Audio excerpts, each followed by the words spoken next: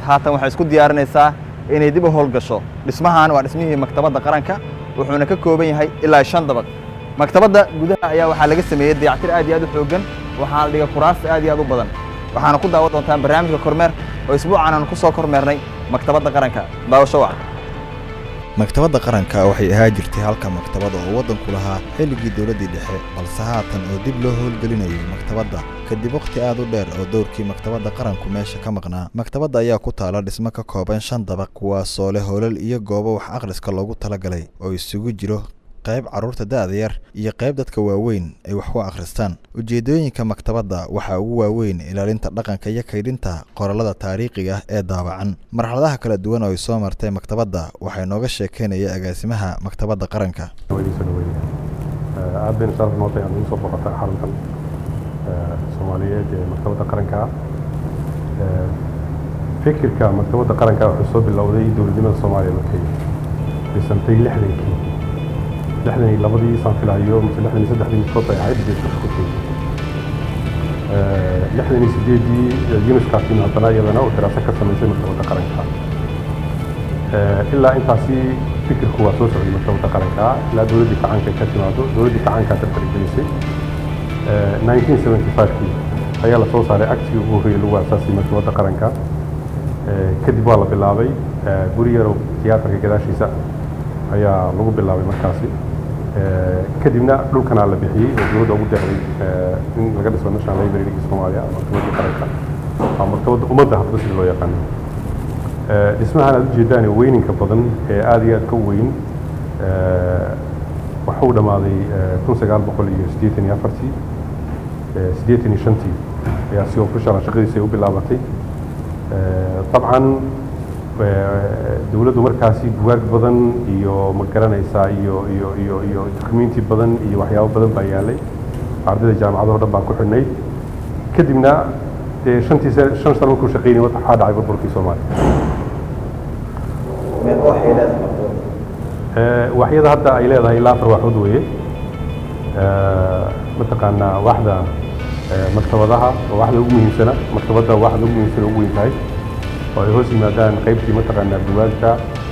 qaybtii ma garanaysaa diiwaangelinta, qaybtii documentationka, qaybtii archiifka. waa waaxda ugu muhiimsan weeye. waxay leedahay waaxda maamulka iyo maaliyadda oo HR iyo maaliyadda waxay hoos yimaadaan. waxay leedahay waaxda qorsheynta iyo mataqaanaa tababarada ayay leedahay iyo waaxda xiriirka guud. afartaa waaxood hadda u dhiso oo asaasan. burburkii dalka ka dhacay maktabadda 85 la furay هذا الشكل سلوس يعني سياسة بعد بركينا توضع السلام الحين طبعا مؤسسات الدولة ودم بربوري. مؤسسات كوا وينايو مكتوبة بربوري. مركي لا بربوري هذا وحين نقطة ماشي مال تدكي ونبرك عياشها عياش سوتري. فالضبيل لا تنكسر متقنا ما وحدي كر لحي لا تنكسر ودبي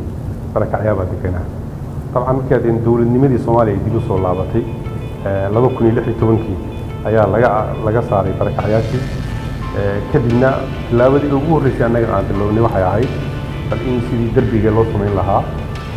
qashinkana loo qaadi lahaa. meeshaad u jeedaan qashinka yaalay ama wax yaala arkaysaan bini aadam soo geli lahayn. maalintii ugu horreysay in qashinka iyo daraasaadka aan ka sameynay wixii yaalay nin nala socday markuu la arkay Doobari wax xanuunsanaa. fadliga Ilaahay subxaanahu wa tacaala iyo taqriiban kaalmooyin laga helay gaar ahaan jaamacadda carabta aad ugu mahadcelinayno. waxaa laga saaray halkan aad ujeedaan 52 loori oo qashin ah ayaa laga saaray. derbigaasaa la dhisay oo dib loo dhisay. qaybtan aan dayactirnay. inta yar shafiska aan samaynay. shaqaalaha hadda maanta waxaa u qoran ma garanaysaa maktabadda ka shaqeeya usoo kalaha jira. miisaaniyad dowladeed ba mataqaanaa ku jirta habska yaraatay laakiin taabay ku jirta. marka dee isbedel badan baa dhacay mataqaanaa intii ka dambeeyay burburka ma garanaysaa. waxaana rajaynaynaa haddii alla yidhaahdo in bisha soo socota ee abriil furitaankeeda uu dhammaado oo shacabka Soomaaliyeed inta yare ay ku bilowbaysa hayso adeeggeeda inay siiso. rehabilitationkeeda ay hadda sanadka hore akhirkiisu dhammaaday. qayb kale ku xijin doonaa markay si tartiib ah u dhamaataan rajaynaynaa markay meel kasta oo la dhiso oo dhamaatana waxaan rajeynaynaa in adeegii bugaagta ahaa ama akhriska ahaa ay keento meeshan justi ma aha bug in lagu akhrisan jiray maktabadda qaranka markaas waa qaybo badan bay leedahay qaybta diyaarkay leedahay qaybtii dadka waaweyn bay leedahay qaybtii buugta cilmiga ay leedahay qaybtii arshiifkay leedahay oo lagu keydinayay dukumentigii soomaaliya lagu keydinayay wixii la hayo oo mataqaanaa dee dalka badbaaday lagu keydinaya leedahay arshiifka qalab gooni u baahan yihiin kaydintooda iyo qaabkooda u baahan yihiin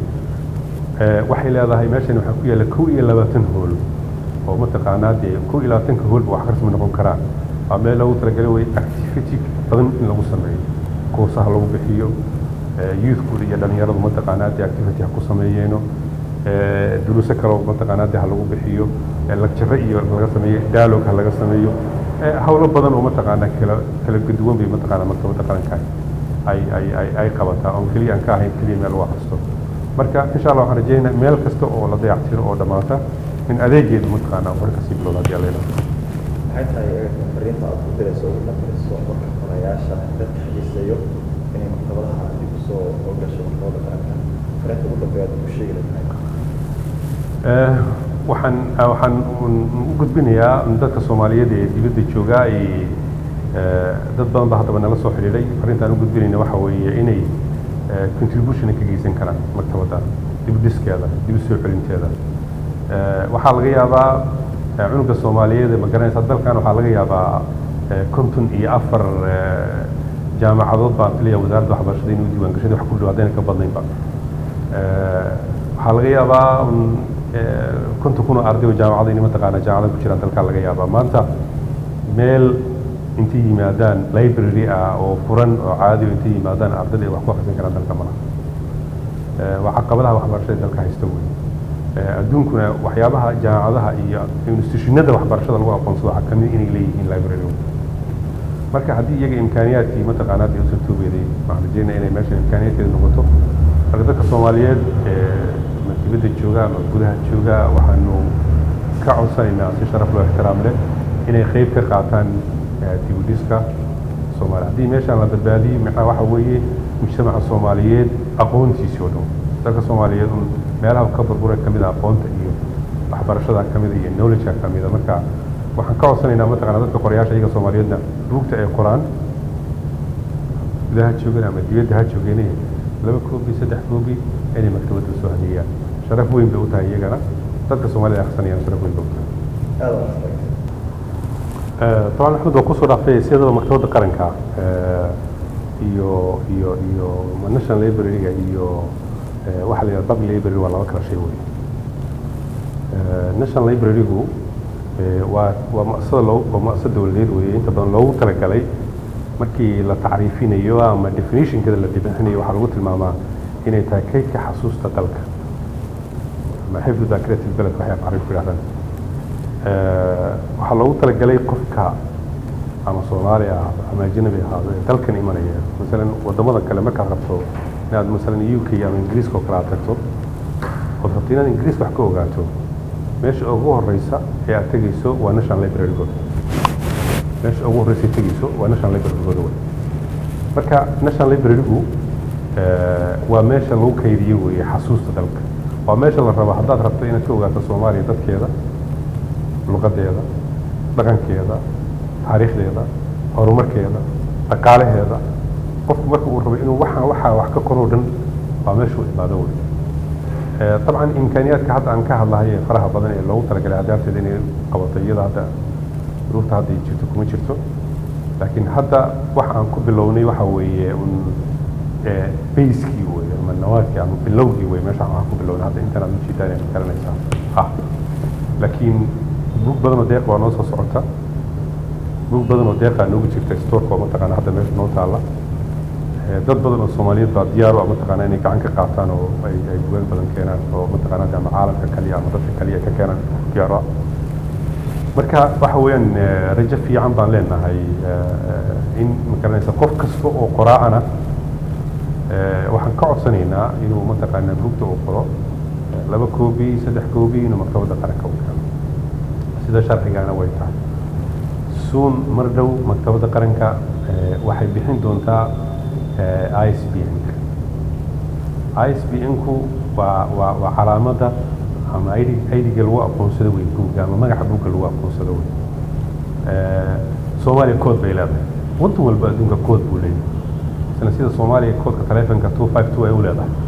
ayaa markii ISBN-ka laga hadlay goobta laga hadlayna code buu leeyahay Soomaaliya waddan walba code buu leeyahay code baa la siiyaa and then nambarada kale ma taqaanaa codekaasi ka bilaabmaya marka wada hadallada noo socda qoliyaha ISBN internationalka insha Allah taala waxaan rajaynaynaa in qofka Soomaaliga raata buug inuu daabacdo inuu markaan aan siin doono ISBN-ki isaga laftiisu buugaagta iyaga ay daabacaan dadka Soomaalida laba koobi ay keeni karaan adduunka oo dhan waa saas qofku buug kasta oo dal ka soo baxay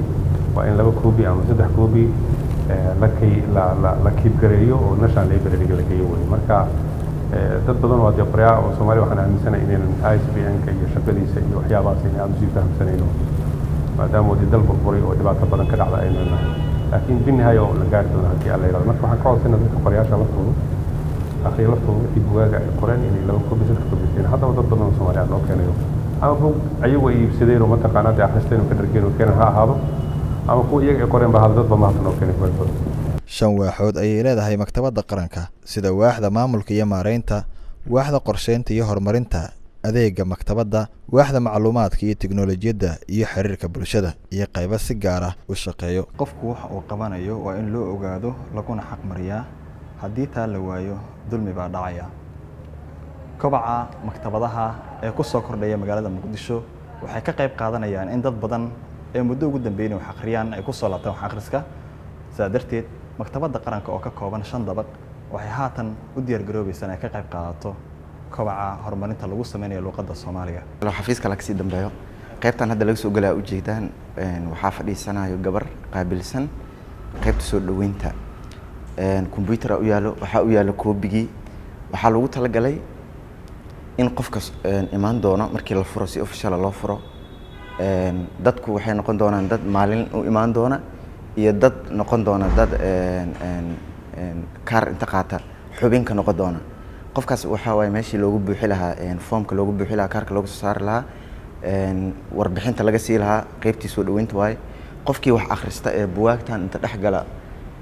cilmi baaris sameynaya ee u baahan inuu buugaagta meesha yaala banaanka waxa laga yaabaa in loo wada qaadi karin in uu koobiyeysto waxa makiinada weynada koobiga taalo meeshuu ka koobiyeysana qaybtaas marka waa qaybta bulshada ay marka hore ku soo hormareyso way waxa jirta marka qaybta ka dambeeyda xafiiskaas kale u jeedaan waa qaybta agaasinka adeega maktabadda ama library service qaybtaas marka waxay qaabilsan tahay inay diiwaan geliso wax alla wixii buug yaalo qaybta keedka ku jirta iyo qaybtan qofkii kaleeto sida aan aragno inta badan qorayaalana soo booqdaan buugaagay keenaan waxaan ka codsanay dhowr mar inay buug noo keenaan hadda bandhigii ugu dambeeyay ee Muqdisho Fair Book buugaag badan ka soo helnay oo qorayaasha halkan ay nagu yimaadaan buugaagtaas markii la keeno shaqada ugu horeysa oo la qabanayo waxa waaye in la diiwaan geliyo oo database-ka lagu biiriyo ka bacdina ay la socdaan qayb waxdaas waxa waaye adeega maktabadda qayb kale ka dambeeya oo xafiiska ka dambeeyo oo ay degan yihiin laba waaxood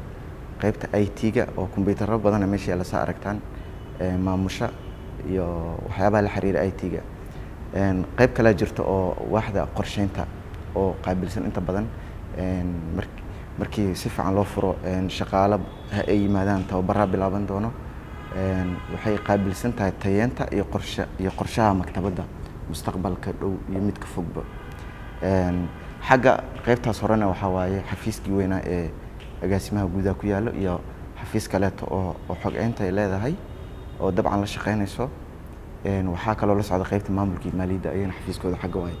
intaas aad aragteen kulay waxaan rajeynaa korna waa ka aragteen waana mahadsantahay meeshan waxaa waaye 3 dabaq waaye markii san loo tiriyo 3 dabaqna waxay ka kooban yihiin 5 dhismo is saaran dhismaha koowaad ee wareega ah ee haddii aad aragteen wareegsan oo aasaaska ah oo hoolasha inta ugu badan ay ku yaalaan hoolasha dhan dhismahaas wareega ay ku yaalaan waxaa jirta 4 dhismo marka 4ta dhinac ka heeso oo 3 dabaq raacsan waxay ahaan jireen xafiisyadii wada ahaan jireen xafiisyada laga wada maamulo qaybtaas marka ugu yaraan dhowr iyo 20 hoola ku yaalo oo qaybtan ah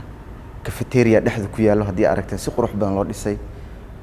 yar saaxiibkay oo Kenya wax ku soo bartay wuxuu ii sheegay in maktabadda qaranka ee Nairobi amase Kenya